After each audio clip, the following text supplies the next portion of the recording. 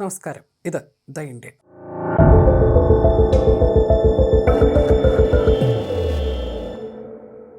ഏഷ്യയിലെ ഏറ്റവും തന്ത്രപ്രധാന പങ്കാളിത്തത്തിന് പുതിയ മാനങ്ങൾ നൽകിക്കൊണ്ട് ഇന്ത്യയും ജപ്പാനും തമ്മിൽ ഏതാനും ദിവസങ്ങൾക്ക് മുൻപാണ് സുപ്രധാനമായ കരാറുകളിൽ ഒപ്പുവെച്ചത്.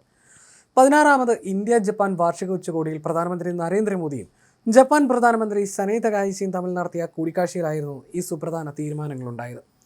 ഈ ബന്ധത്തിൽ പുത്തൻ അധ്യായം കുറിക്കുന്നതാണ് ഇരു രാജ്യങ്ങളുടെയും ആദ്യ സംയുക്ത പ്രതിരോധ വികസന പദ്ധതി. ഇന്ത്യൻ നാവികസേനയുടെ കരുത്തിരട്ടിയാക്കുന്ന യൂണിക്കോൺ നേവൽ റേഡിയോ ആന്റിന സംയുക്തമായി വികസിപ്പിക്കാനുള്ള നിർണായക കരാറിൽ ഇരു രാജ്യങ്ങളും ഒപ്പുവെച്ചു.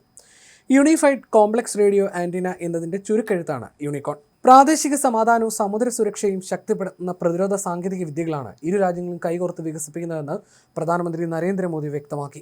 ഇന്ത്യ സന്ദർശിച്ച ജപ്പാൻ പ്രധാനമന്ത്രി സനായി തകൈച്ചിയുമായി പ്രധാനമന്ത്രി നരേന്ദ്രമോദി നടത്തിയ ചർച്ചയിലാണ് പ്രതിരോധ രംഗത്തെ ചരിത്രപ്രധാനമായ പ്രഖ്യാപനമുണ്ടായത്. ഇരു രാജ്യങ്ങളും തമ്മിലുള്ള പ്രതിരോധ പങ്കാളിത്തത്തിലെ പുതിയ അധ്യായമെന്നാണ് പ്രധാനമന്ത്രി മോദി ഈ കൂട്ടുകെട്ടിനെ വിശേഷിപ്പിച്ചത്.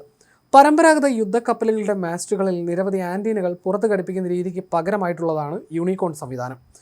ആന്റിനകളെ ഒരൊറ്റ റഡോമിനുള്ളിൽ ഘടിപ്പിക്കുന്ന സംവിധാനം കൂടിയാണ് യൂണിക്കോൺ. യുദ്ധക്കപ്പലുകളുടെ മുകളിലും മുൻഭാഗത്തുമായി കാണുന്ന വൃത്താകൃതിയിലുള്ള ഘടനകളെയാണ് ഡോം അല്ലെങ്കിൽ റാഡോം എന്ന് വിളിക്കുന്നത്. റഡാർ, ഡോം എന്നീ രണ്ട് വാക്കുകൾ ചേർന്നാണ് റാഡോം എന്ന പേരുണ്ടായത്.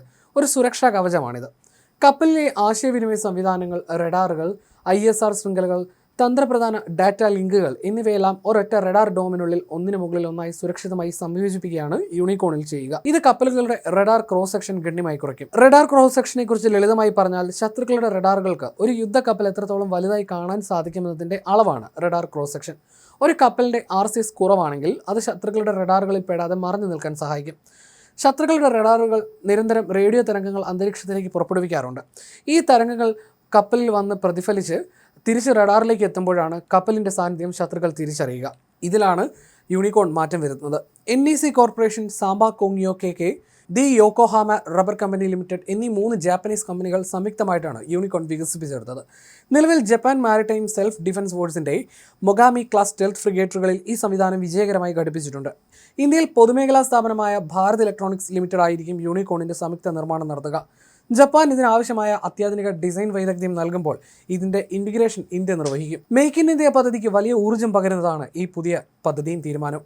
ഇന്ത്യൻ നാവികസേന കപ്പലുകളിൽ യൂണിക്കോൺ മാസ്റ്റുകൾ ഘടിപ്പിക്കുന്നതിനായി 2024 നവംബറിൽ ടോക്കിയോയിലെ ഇന്ത്യൻ എംബസിയിൽ ഒപ്പുവെച്ച മെമ്മോറാണ്ടം ഓഫ് ഇംപ്ലിമെന്റേഷന്റെ തുടർച്ചയായിട്ടാണ് ഇപ്പോഴത്തെ കരാർ. 2022 സെപ്റ്റംബറിൽ ടോക്കിയോയിൽ നടന്ന 2ാമത് ഇന്ത്യ ജപ്പാൻ മന്ത്രിതല ചർച്ചയിലായിരുന്നു ഇതിനായിട്ടുള്ള ഔദ്യോഗിക രാഷ്ട്രീയ അനുമതി ലഭിച്ചത്. 2023 ഫിലിപ്പീൻസിന് വ്യോമ നിരീക്ഷണ റഡാറുകൾ കൈമാറിയതിന് പിന്നാലെ ജാപ്പനീസ് പ്രതിരോധ സാങ്കേതികവിദ്യ ലഭിക്കുന്ന 2ാമത്തെ ഏഷ്യൻ രാജ്യമെന്ന സ്ഥാനമാണ് ഇന്ത്യക്ക് ലഭിക്കുന്നത്.